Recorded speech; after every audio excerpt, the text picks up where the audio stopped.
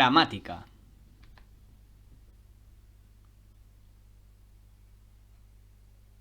Bueno, en este vídeo vamos a ver la gramática correspondiente al primer trimestre, segundo trimestre, tercer trimestre. Para que no se haga tan largo el vídeo, lo hemos dividido. Va a haber una parte que corresponde al primer trimestre, luego pasaremos a ver el segundo trimestre y por último el tercero. En este primer vídeo vamos a ocuparnos sobre los conceptos y demás de la palabra, los determinantes, el sustantivo y el grupo nominal. Dentro de los determinantes nos centraremos en el artículo y dentro del sustantivo veremos también las funciones, los tipos, etc. y también abarcaremos el adjetivo. Pasamos ya a ver cada una de estas partes del primer trimestre. Como había dicho, vamos a ver la palabra y dentro de la palabra vamos a ver las clases que hay, palabras variables e invariables y la estructura de la palabra, muy importante. Existen distintas clases de palabras, ya las hemos visto con anterioridad, pero vamos a hacer un repaso de ellas. Tenemos sustantivos, tenemos adjetivos, verbos, preposiciones, adverbios, etc. Las palabras que pertenecen a una misma clase comparten unas características de significado. Unas nombran objetos, cualidades, acciones. También comparten un aspecto morfológico. Tienen género y número, otras que no varían, etc. Y también función. Acompañan a un sustantivo, relacionan palabras, etc. ¿De acuerdo? Como vemos en esta oración, el zorro huye, vemos un artículo, un sustantivo, un verbo, lo que decíamos anteriormente. Palabras variables e invariables. Algunas palabras varían su forma. Por ejemplo, zorro, zorros, huye, huyó. Otras, en cambio, pertenecen siempre igual. Por ejemplo, astra, tranquilamente, ayer, no varían en nada. Teniendo en cuenta si pueden o no pueden cambiar de forma, las palabras pueden ser variables o invariables. Volvemos otra vez a lo anterior. Tenemos varios ejemplos. ¿De acuerdo? En zorro, zorros cambiaremos solo el número de singular a plural. Huye, huyó, ya vemos que es otro tipo de cambio, ¿vale? Iremos viéndolo a continuación. Las palabras variables son las que se pueden cambiar de forma, es decir, que admiten variaciones de género, número, persona, etc. ¿Qué tipos de palabras son estas? Pues son los sustantivos, los adjetivos, los determinantes, los pronombres y los verbos. Todas ellas son palabras variables. ¿Qué palabras son invariables? Las que no cambian su forma. ¿Cuáles son? Las preposiciones, las conjunciones, los adverbios, las interjecciones, todas ellas son palabras invariables. ¿De acuerdo? En el ejemplo de las imágenes, pues tenemos casita, es una palabra que cambia, que varía de casa, casita, y luego en la parte de abajo tenemos las palabras invariables, muy, aquí, aún, palabras que nunca cambian la forma. Vamos a ver ahora la estructura de la palabra. Las palabras están formadas por unidades más pequeñas con significado. Estas unidades se llaman morfemas, muy importante que lo tengamos en cuenta. Vamos a ver un ejemplo. En la palabra niño, pues hay dos morfemas. Tenemos niñ y luego tenemos o. Vamos a ver qué parte es cada una. El lexema o raíz es la parte de la palabra que aporta significado principal. En la palabra niño es niñ, que sería el lexema. Lexema o raíz sería la parte importante que aporta significado. Luego tendríamos dos tipos de flexivos que pueden acompañar a este lexema o raíz. Los flexivos son los que se añaden al lexema o raíz, como habíamos dicho, para expresar el género, el número, el tiempo. En niño, la vocal O es un morfema flexivo, indica género masculino. Si tuviéramos una A, sería un morfema flexivo que indica género femenino. ¿De acuerdo? Vamos a ver ahora los derivativos. Se añaden al lexema para formar otras palabras. Son, en este caso, los prefijos y los sufijos. Ellos son morfemas derivativos. Si ya cambiamos la palabra, en vez de niño le ponemos ez, niñez, es un morfema derivativo, es un sufijo que se añade después de ese lexema o raíz, ¿de acuerdo? Se le ha unido y hemos creado una palabra totalmente diferente. ¿Hace referencia al niño? Sí, pero ya no es la misma. Por eso ha cambiado. Lo vemos aquí a la derecha. ¿Cómo es la estructura de la palabra? Pues tenemos un léxico raíz, que es el que aporta significado, es lo importante, ¿de acuerdo? Y luego podemos tener dos tipos de uniones a continuación. Dos morfemas, unos que son los flexivos, género, número, tiempo, y luego tenemos los derivativos, ¿de acuerdo? Que son los prefijos o los sufijos. En este caso hemos añadido un sufijo acabado en ed para formar una nueva palabra. Vamos a ver ahora los determinantes, el artículo y la concordancia del artículo. Los determinantes. Normalmente los sustantivos no aparecen solos, sino que suelen llevar delante otras palabras. Es decir, no decimos manos solo, decimos las manos. Estas manos, mis manos, algunas manos. Igual, por ejemplo, con el coche. No decimos coche, nada más, no. El coche, mi coche, este coche, su coche, algunos coches, bastantes coches. ¿De acuerdo? Estas palabras, las, estas, mis, algunas, se utilizan para concretar los sustantivos, para determinarlos. Por eso decimos que son determinantes. Estos artículos, los artículos siempre son determinantes. Además, pueden ser determinantes los demostrativos, los posesivos, los numerales y los indefinidos. Vamos a ver concretamente en el ejemplo estas manos. Bueno, estas es un determinante y manos sería el sustantivo. Vamos a ver el artículo. El artículo es un determinante, como hemos dicho anteriormente, que sirve para anunciar la presencia de un sustantivo, da la entrada a ese sustantivo. Nos da muchas pistas, nos informa sobre el género y el número de ese sustantivo. ¿Qué dos clases de artículos tenemos? Pues tenemos los determinados y los indeterminados. Los determinados siempre acompañan al sustantivo que nombran personas, animales o cosas conocidas. Por ejemplo, el gato, la casa, los perros. Artículos indeterminados acompañan al sustantivo que nombran personas, animales o cosas no conocidas. Es decir, un gato, no sé cuál, un gato. Un coche, no sé cuál. Unos niños, no sé quiénes son. Unos, por ejemplo. ¿De acuerdo?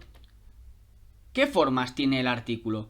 Bueno, pues tenemos este cuadrito, ¿vale? Donde tenemos la diferencia entre determinados e indeterminados, singular y plural, masculino y femenino. Por lo tanto, determinados tendríamos el la, los, las, e indeterminados tendríamos un una, unos, unas. Y también, lo tenemos subrayado en color rojo, es muy importante que tengamos en cuenta la parte de abajo. Nos dice, además de estas formas del artículo, el artículo determinado posee también dos formas contractas. Una sería al, que es la suma de a más el, y del, que es la preposición de más el. Muy importante tenerlo en cuenta, para no cometer luego errores ortográficos. Concordancia del artículo. Bueno, está claro, es lógico que el artículo tiene que concordar con el sustantivo al que acompaña, es decir, aparece en el mismo género y número que él. No decimos el coches o los niños. No, tiene que ir en el mismo género y en el mismo número. Sin embargo, delante de los sustantivos femeninos que empiezan por a o a con h tónicas y están en singular como ala, hacha, se usan las formas masculinas del artículo. ¿Para qué? Para que no coincidan esas vocales, ¿de acuerdo? No decimos la ala, ni una hacha, decimos el ala, un hacha. Así no se forman, no se juntan esas vocales y podemos diferenciarlas claramente. Son estas excepciones, ¿de acuerdo? Cuando esos sustantivos están en plural, se utiliza la forma femenina correspondiente. ¿Por qué? Porque ya metemos una consonante entre esas dos vocales. Ya podríamos decir las alas, unas hachas. Ya tenemos una consonante que lo diferencia y no hace que esas vocales se unan. ¿De acuerdo? Importante, aquí lo tenemos. Concordancia entre artículo y sustantivo. El, pato. El, artículo, pato, sustantivo. Vamos a ver ahora el sustantivo y el artículo. Sustantivos comunes y propios, individuales y colectivos, y concretos y abstractos. Posteriormente vamos a ver el adjetivo con sus diferentes grados, positivo, comparativo y superlativo. Los sustantivos son palabras que nombran a las personas o animales, los objetos o los sentimientos, y tienen género, pueden ser masculinos y femeninos, y tienen número, pueden estar en singular y en plural. Por ejemplo, vecina, vecinos, por ejemplo, niño, niños, niña, niñas, lo hemos visto con anterioridad. ¿Qué clases de sustantivos tenemos? Ya sabemos lo que es un sustantivo, lo que nombran, sabemos que tienen género y número, pero ¿qué clases tenemos? Bueno, pues tenemos 6 clases, ¿vale? Aquí las vamos a ver, están divididas por parejas. Tenemos sustantivos comunes y propios. Los sustantivos comunes nombran a cualquier persona, animal o cosa sin distinguirlos del resto de su clase, es decir, casa, gato, mesa, son sustantivos genéricos, digamos. Y los sustantivos propios nos dicen cómo se llama una persona, un animal, un lugar, diferenciándolo del resto de los de su clase. Por ejemplo, no decimos niña, decimos Mónica. Ya estamos haciendo que ese sustantivo sea propio. Mónica, que es el nombre de esa chica, no es niña. O Rufo, si es un perro, no decimos perro, le decimos Rufo. Ya lo estamos diferenciando del común y lo estamos haciendo propio. También tenemos los sustantivos individuales y colectivos. Los sustantivos individuales son los que en singular nombra a una sola persona, animal o cosa. Por ejemplo, jugador, abeja, plato. En cambio, los sustantivos colectivos son los que en singular, importante este detalle, son los que en singular nombran a un grupo de personas, animales o cosas. Por ejemplo, equipo, enjambre, vajilla, tenemos también rebaño, ¿de acuerdo? Son los que en singular nombran a un grupo de personas. Y los individuales son los que nombran en singular también a una sola persona.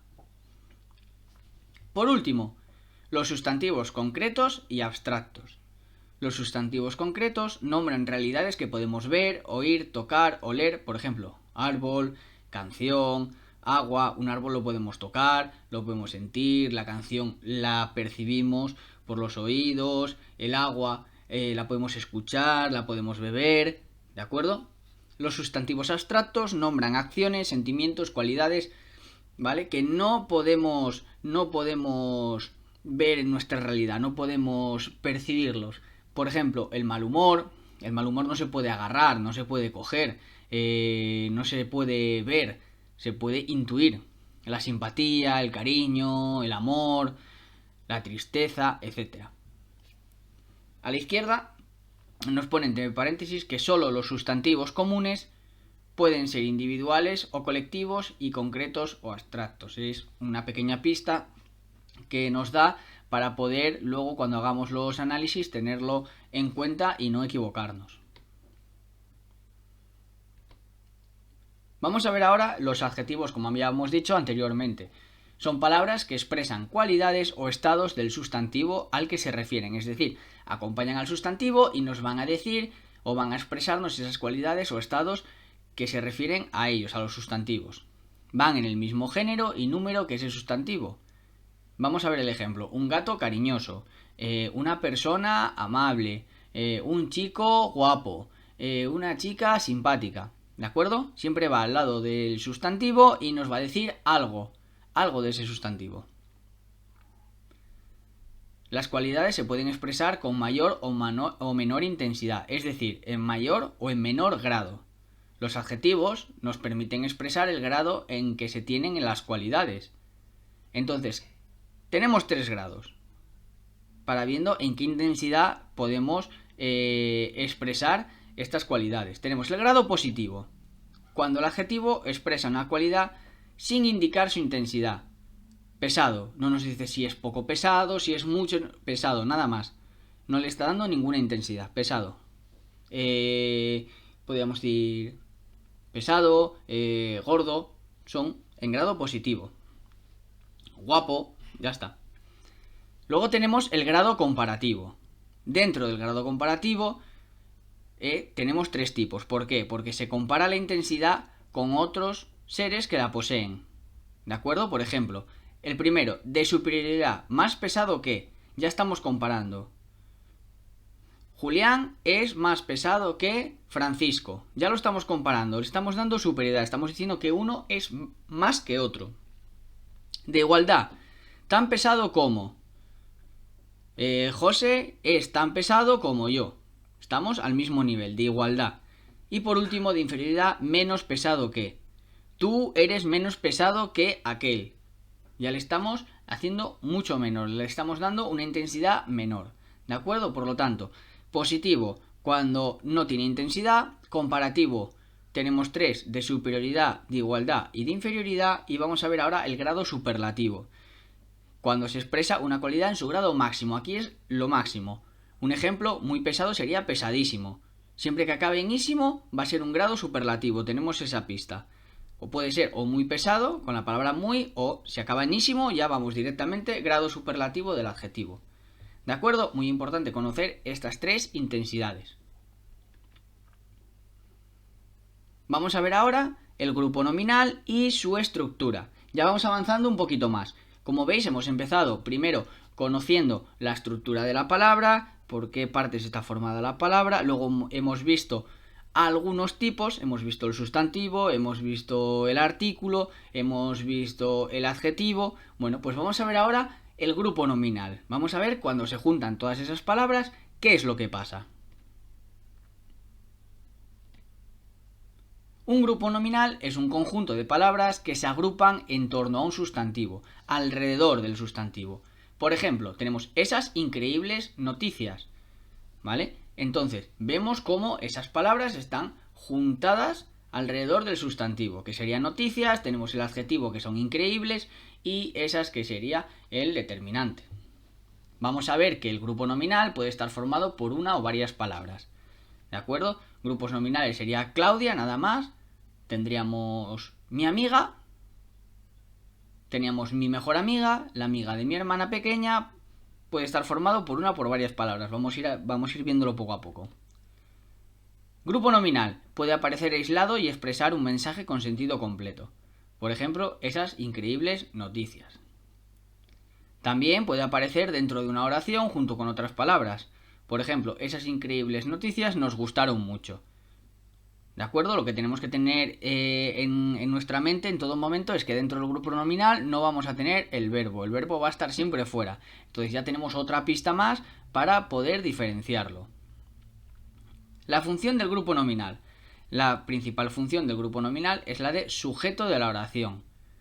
Por ejemplo, en la oración la alumna se despidió de su profesor, el sujeto es el grupo nominal, la alumna. Como veis, siempre está delante o detrás, pero nunca tiene el verbo. Hay que tenerlo en cuenta, muy importante este cuadrito de color azul. La estructura del grupo nominal.